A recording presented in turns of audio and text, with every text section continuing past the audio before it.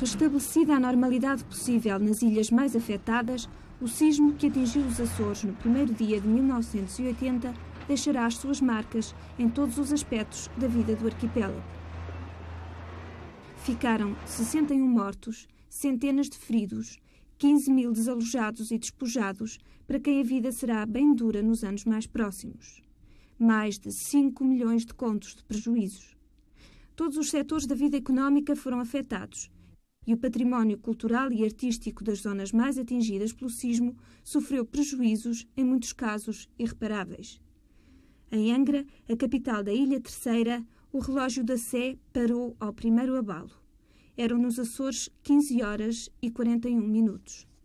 Eu estava em casa quando senti a casa a mexer, mas como o meu irmão trabalha em eletrónica, eu julgava que era uma experiência que eu estava a fazer. E de maneira que senti aquilo, corri para as escadas abaixo, ainda comecei a ficar como que tonta, parecia que estava num barco.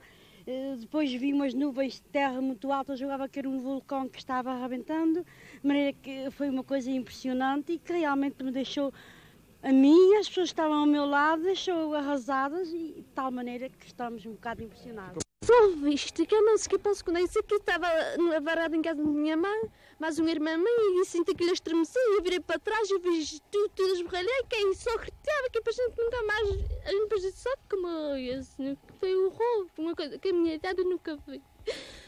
Ai, que Deus, que foi só mesmo aquilo que a gente vimos, só quem via é que pode ser.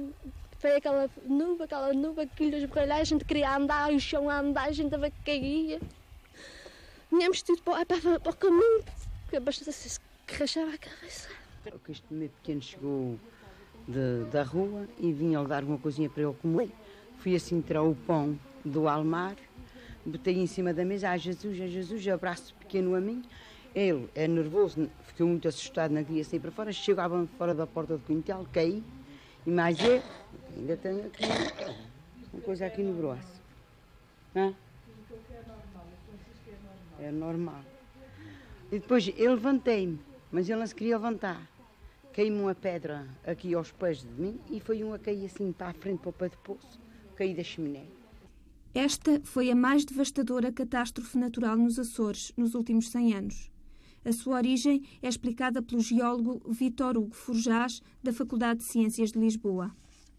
Hoje em dia sabe-se que há uma falha que tem a orientação Ilha de São Jorge, Ilha São Miguel, Estreito de Gibraltar, e essa falha, a cerca de 15 km de São Jorge e a 35 km de Angra, entrou em atividade devido a esforços da crosta terrestre. E, portanto, esses esforços manifestaram-se sob a forma de um sismo bastante intenso e com réplicas que têm continuado desde o dia 1, cada vez com menos intensidade, e tudo indica que na próxima quinzena a situação estará perfeitamente normalizada. É praticamente este fenómeno o que se passou. Não houve atividade vulcânica, digamos, espetacular, apenas apareceram umas fissuras na ilha que se podem considerar não normais nesta situação. Em algumas freguesias houve algumas falhas geológicas que foram reativadas pelo sismo maior e, portanto, que foram responsáveis por algumas destruições destas que os senhores com certeza já observaram. O caso de Santa Bárbara, caso de 12 Ribeiras e algumas freguesias limítrofes da cidade de Angra. Ficaram com a casa destruída? Destruída, sem nada. Estamos a morar em casa de minha mãe. E a gente vamos ficar numas barracas que dinheiro dos americanos quer que entregar e tem dado comida à gente, bem, que nos tem salvado os americanos, senão a gente ia morrer todos. Será que tem sido que vai ser para lá? Porque a gente não estamos sem nada. Mas a nossa casa não me parece que ela está daquela maneira, não me parece que ela tenha mais consolos. É aquela casa ali? É, sim, senhor, 166. Com a casa destruída? Não. A telha é que é uma casa, portanto, de construção de blocos. Normalmente as casas de construção de blocos não sofreram tanto como de construções de pedra. Portanto, a telha é que desceu, só. Mas está em condições de ser habitada ou não? Está sim. Foi aqui no Porto Judeu, portanto está em condições de ser habitada. Aqui em São Sebastião, quantas pessoas é que morreu alguém aqui? Aqui só duas pessoas. E talvez umas 10 feridas. 10 feridos. Sim, sim. Eles morreram como soterrados? Uma pessoa estava lá perto da chaminé, a ver que saí, apanhou a pessoa. Tinha o marido doente na cama, começaram a tirar pedras de cima do marido para cima da mulher. Não sabia. Foi o que aconteceu, A acho. casa ficou toda destruída? Tudo. E como é que vai ser agora? Assim como Nosso Senhor quiser essa amanhã, como é que cantamos fazer? A senhora não tem posses, não tem possibilidade? Senhora, a gente tem uma coisinha, mas ainda vai ser uma coisa séria. Porque ela vai até abaixo ao céu. Está toda destruída. O senhor já alguma vez tinha sentido algum tremor de terra semelhante a este? Senhor, não, senhor. Já fez, grande, mas não foi uma coisa assim, senhor. O que é que foi para si este tremor de terra? Este morro. Foi mesmo para a gente morrer mesmo. Era o que parecia, mesmo que era para a gente morrer. Quem vê casas tudo destruídas desta maneira, assim. E a gente ficar com uma João na rua. Todos para a rua. A Ilha Terceira foi a mais atingida, 42 mortos. A cidade de Angra ficou destruída em 75%. 36 dos seus habitantes morreram e perto de 8.000 ficaram sem casa. Edifícios de grande valor histórico e arquitetónico ficaram arruinados. Muitas obras de arte, principalmente pintura e cerâmica, documentos históricos de grande importância e 2.000 obras literárias perderam-se irremediavelmente. Nenhuma igreja de Angra escapou aos efeitos do sismo. As freguesias rurais mais atingidas foram as de Santa Bárbara e 12 Ribeiras. Em São Jorge morreram 8 pessoas, 35 ficaram feridas e mais de 2.000 desalojadas.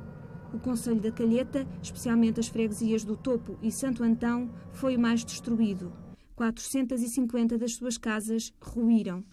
Na Ilha Graciosa, onde não houve mortos nem feridos, perto de 500 pessoas perderam teto e haveres. Na madrugada do dia 2, o Presidente da República partia para os Açores para visitar as zonas mais devastadas. No avião militar que o transportou, seguiram também os primeiros socorros idos do continente. Mas aqui não houve desastres pessoais? Não, senhor. E perdas de animais, não? Não, senhor. Também não se fala, não. Agora perdas de bens que estavam nas casas, mobílias. Pois, estão a carregar ali em 3 casas, estão a carregar a colar do que podem aproveitar, é claro. A sua, como é que ficou? A minha ficou desviada, só um empena que caiu e a luz fora e por dentro. É tempo de secar as lágrimas e arregaçar as mangas, disse Mota Amaral, chefe do Governo Regional. Efetivamente, combater a prostração e o desespero e mobilizar as populações para as tarefas de reconstrução é o problema social mais importante. Os militares americanos estacionados na base das Lajes colaboraram prontamente nas operações de socorro, pondo à disposição homens, máquinas, tendas, roupas e mantimentos. O medo e o espanto não tinham ainda abandonado os açorianos quando os destroços começaram a ser removidos e os desalojados a ser abrigados em instalações provisórias. Uma vasta ação de recolha e distribuição de donativos foi organizada a nível nacional pela Cruz Vermelha e pelas autoridades centrais e regionais. Do estrangeiro começou de imediato a chegar auxílio material. Auxílio enviado pelos governos, por entidades internacionais e pelos núcleos da imigração portuguesa na Europa e nos Estados Unidos. 5 dias depois do terremoto, o enviado do 2º canal da televisão portuguesa descrevia a situação em Angra do Heroísmo. Angra do Heroísmo é uma cidade que lentamente começa a despertar do pesadelo que se abateu sobre ela no início da tarde do primeiro dia deste ano. A par das casas arruinadas, das ruas entulhadas pelos escombros, do luto pela morte de parentes e entes queridos, da incerteza com que milhares e milhares de pessoas encaram o futuro, na capital da Terceira, bem como em toda a ilha, as mangas foram já arregaçadas para se iniciar o trabalho de reconstrução. A maior parte das ruas de Angra estão já desobstruídas e as casas que ainda oferecem perigo de derrocada continuam a ser demolidas por equipas de socorro. Várias zonas da cidade têm já luz e as ligações telefónicas estão a pouco e pouco a ser normalizadas. Por toda a ilha, as pessoas desalojadas pelo sismo de terça-feira buscam nas ruínas do que foram as suas casas alguns haveres que tenham escapado à derrocada. Nos edifícios públicos, escolas, casas do povo ou nos acampamentos improvisados onde se encontram alojados os milhares de pessoas que ficaram sem casa, estão montados circuitos de abastecimento de alimentos sob o controle da Comissão Coordenadora, nomeada pelo Governo Regional, para superintender todas as ações de reconstrução e realojamento. Este centro de recolha de abastecimentos tem estado a funcionar como? Ora bem, isto realmente é um centro de recolha e um centro de distribuição. Portanto, recolhemos os combustíveis que estão a ser mandados e depois distribuímos por toda a ilha e pelos centros rurais e pelos centros urbanos. Trata-se, portanto, de alimentos, de roupas, vindos essencialmente de onde? Ora bem, vindos de São Miguel, de Lisboa e dos Estados Unidos e suponho que de alguns países europeus, não tenho neste momento assim conhecimento correto, mas suponho que essencialmente daqui. E de outras ilhas, enfim, admito mesmo de outras ilhas, mas sei que muito concretamente de São Miguel, depois de Lisboa, dos Estados Unidos, enfim, e de outros países. A situação no que respeita ao perigo da existência de possíveis focos infecciosos entre os desalojados, que dormem em locais onde as condições de higiene e de sanidade são bastante precárias, está perfeitamente controlada, estando a ser distribuídos produtos de desinfecção que têm vindo a chegar através da imensa cadeia de solidariedade que se formou depois do sismo.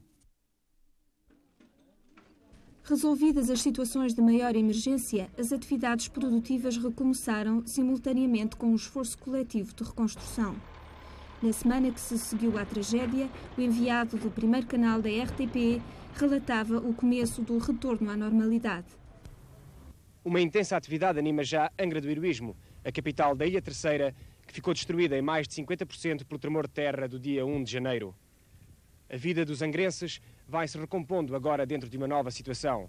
Há que repor em funcionamento os serviços essenciais e há que arrancar com o processo de reconstrução nesta cidade que é o coração da Terceira.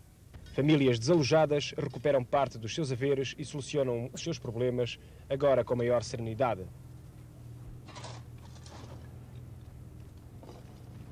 O Gabinete de Apoio à Reconstrução está a dar prioridade à abertura dos serviços públicos e oficiais e aos estabelecimentos de ensino. A maioria das escolas, porém, continua ocupada por desalojados, enquanto os professores se reúnem para preparar o recomeço das aulas. O abastecimento de água e eletricidade e as comunicações estão a ser gradualmente restabelecidos. Brigadas de técnicos reparam a rede telefónica que ficou muito danificada. Enquanto isto, os técnicos procedem ao reconhecimento aéreo da cidade e fazem um levantamento fotográfico da situação. O comércio abriu por toda a cidade, menos nas áreas mais afetadas e que oferecem ainda perigo de desabamentos. O abastecimento de víveres está normalizado e o mercado Duque de Bragança está bem fornecido, embora registre pouco movimento. Há que destacar que, ainda durante o período de emergência, o transporte de géneros foi assegurado com prontidão por aviões militares e civis e pela Marinha. As carências nunca chegaram a ser críticas. A emergência está, pois, ultrapassada. Ainda há falta de carne aqui em Angra do Heroísmo? Pouco, senhor. A gente tem isso mantendo, agora para a festa mantemos sem uma certa abundância, uma faltazinha pouca, mas fomos arrematando, então pronto, foi aqueles trabalhos que houve, já sabe, no primeiro dia do ano, que foi um caso muito difícil que se passou, houve esses terremotos, mas nós agora temos comunicado uns com os outros e tem sido matando pouco, mas um bocadinho, porque a falta de luz também tem sido um bocado uma falta muito grande por causa da gente não poder vir, muita abundância, porque os frigoríficos não funcionam. Mas de qualquer maneira parece que já lá em cima no matador já estão a funcionar e então tem havido umas metadinhas de vez em quando e temos a resolver o nosso problema.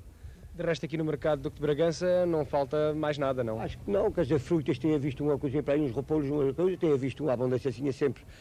Não venha a pior, não venha a pior, por isso que a coisa vai andando. Isto é já para reconstrução? É, sim, senhor. Isto é para reparar uma casa que não era habitada, para abrigar uma família que está desalojada. Uma mulherzinha de 85 anos e um casal que estava com ela. E isto vai oferecer condições de segurança só com madeira? Só para já. Isto é só para já porque é coisas provisórias. Porque isto para ser uma segurança em condições para uma família poder habitar, quer ser construída, certeza, com blocos e ferro, cimento, para que as habitações não sejam sepulturas para os cadáveres. A habitação, a madeira deve ser construída de maneira que seja uma habitação própria. O senhor está à espera de carregamentos de cimento e de ferro? Estamos à espera de materiais. Por mim, em falta de gente, sou mestre de obras. E assim que me chegar materiais, tenho todas as minhas poucas forças estão dispostas a trabalhar até morrer. Tem tido ajuda por parte das entidades ou isto é a população aqui de Santo Antão está com força para arrancar? A população está com força e com vontade de entusiasmo. Faltam materiais e alguns mestres, porque aqui praticamente temos aí talvez uma dúzia de mestres perto da freguesia. Não dá para nada. Obrigado. Obrigado eu.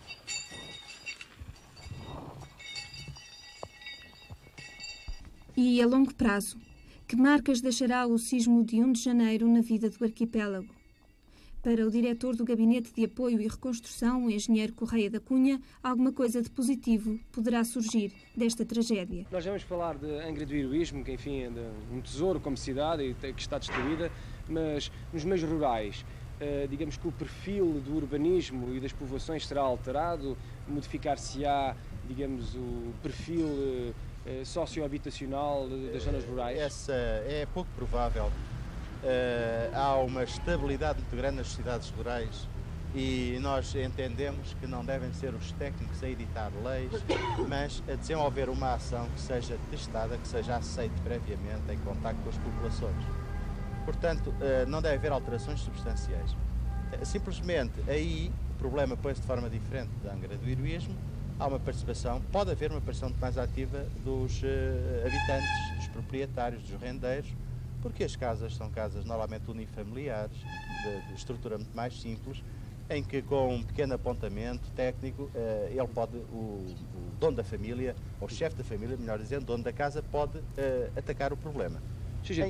Falemos de Angra do Heroísmo, enfim, que é uma cidade histórica e com um património cultural e arquitetónico muito precioso e que está, como disse, destruída em 70%. Quais são os problemas que se colocam à sua reconstrução? E eu perguntar-lhe-ia, enfim, como vê a Angra do Heroísmo daqui por 5 anos? O primeiro problema, esse já está em grande parte superado, foi de normalizar a vida da cidade. Dentro da destruição é necessário que o comércio funcione, os serviços fundamentais, a circulação urbana, etc. Como é uma cidade pequena, não houve realmente, embora possamos passar por cima das destruições, não houve propriamente anquilose do tecido urbano. As pessoas, se não podem circular de automóvel ou de caminhonete, fazem os percursos a pé. Portanto, essa fase que muita gente nota já de uma atividade bastante intensa e de uma normalização dentro da situação normal em que se vive, é um facto. Agora, soluções. Muita gente pergunta que soluções se vão. A primeira condição é ter tempo para pensar. Nós ainda estamos atordoados, estamos fora do mundo. Nós vivemos anestesiados. Precisamos, portanto, manter a cabeça fria, manter-nos unidos, dispostos a trabalhar e pensar. Pensar de acordo com os técnicos também.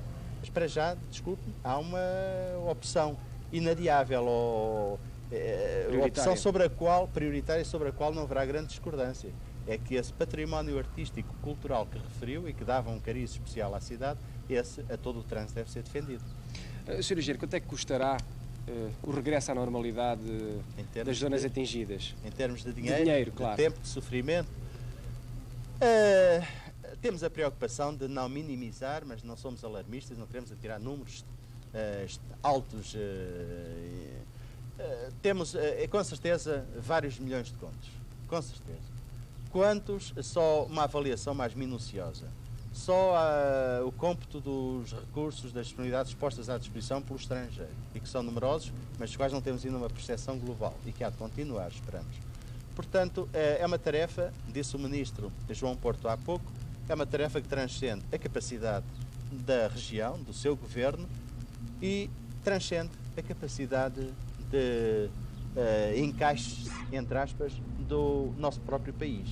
Nós não podemos, evidentemente, concentrar disponibilidades em termos exagerados na reconstrução do habitat de uma população que tem 70 mil habitantes, sacrificando o futuro do país. Há metas a cumprir. Nós próprios aqui não queremos alterar, senão, no mínimo, tudo o que está programado quanto ao desenvolvimento. Agora, temos que descobrir forças e meios para ao mesmo tempo que se progride, recuperar o que o sismo destruiu. Sociólogos e arquitetos estudam agora as linhas orientadoras da reconstrução. Alguns sociólogos consideram que, a seguir a uma calamidade natural tão destruidora como esta, muita coisa poderá mudar. E, de facto, a atitude de solidariedade e entreajuda e o espírito de participação coletiva que se tornou visível nos açorianos fazem crer que, no futuro, os Açores poderão mostrar uma face bem diferente da que lhe conhecemos.